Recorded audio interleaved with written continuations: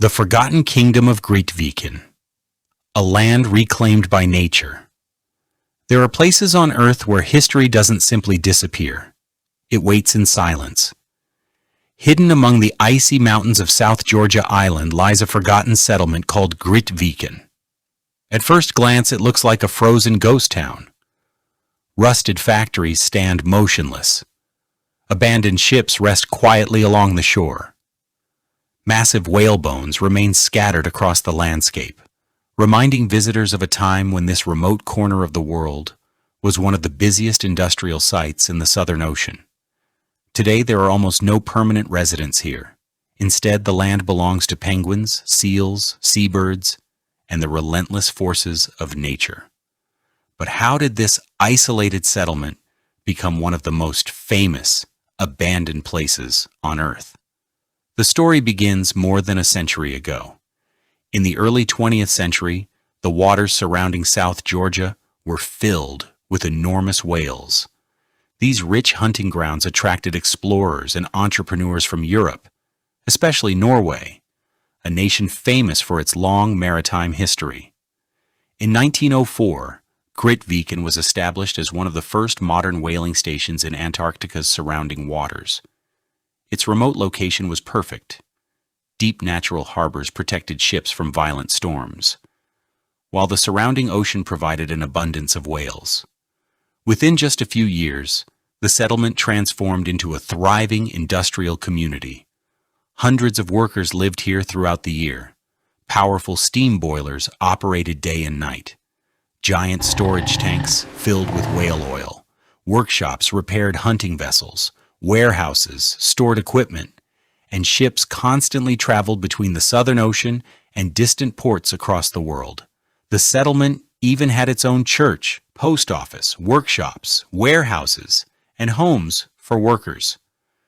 Despite being surrounded by glaciers and endless ocean, Grytviken became a small but complete community in one of the harshest environments on Earth. Life here was never easy. Winter storms often brought hurricane-force winds and freezing temperatures. Snow covered the mountains for much of the year, and sunlight could disappear behind thick clouds for days at a time.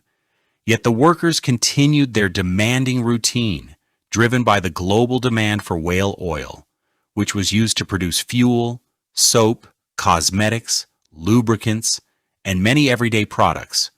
For decades, the industry appeared unstoppable. But nature has limits. As more and more whales were hunted every year, their populations began to decline dramatically.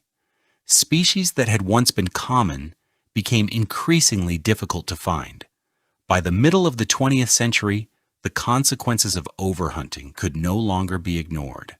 The cost of hunting increased, whale numbers continued to fall, and new technologies reduced the world's dependence on whale oil. Eventually, the once booming industry collapsed.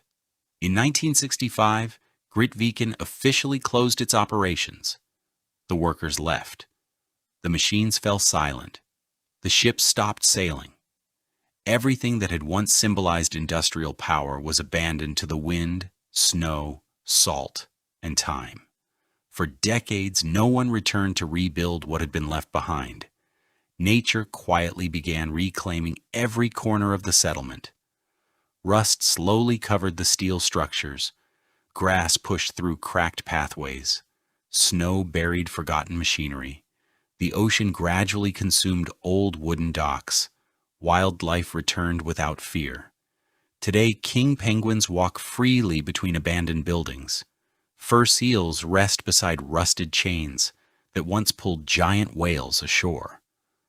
Elephant seals sleep peacefully on nearby beaches, completely unaware of the industrial history surrounding them. Seabirds nest inside empty warehouses where workers once spent long hours repairing equipment.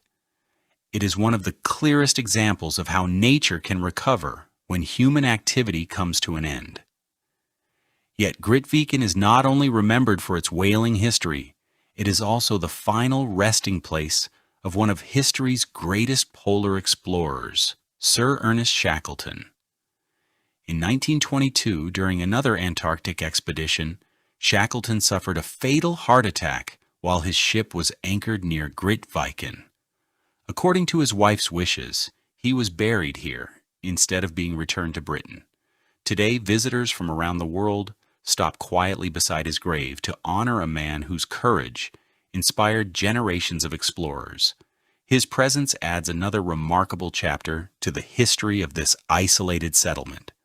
Modern visitors arrive not to hunt, but to learn. Scientists study wildlife, climate, and fragile ecosystems. Photographers capture breathtaking landscapes filled with glaciers, mountains, and wildlife.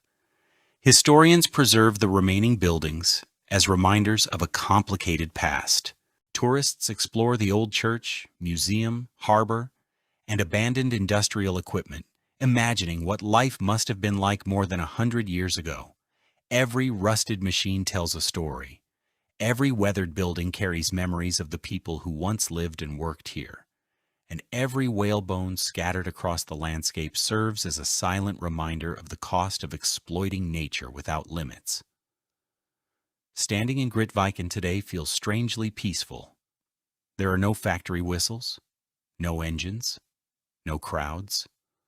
Only the sound of wind crossing the mountains, waves gently reaching the shore, and thousands of seabirds calling across the open sky. It is difficult to believe that such a quiet place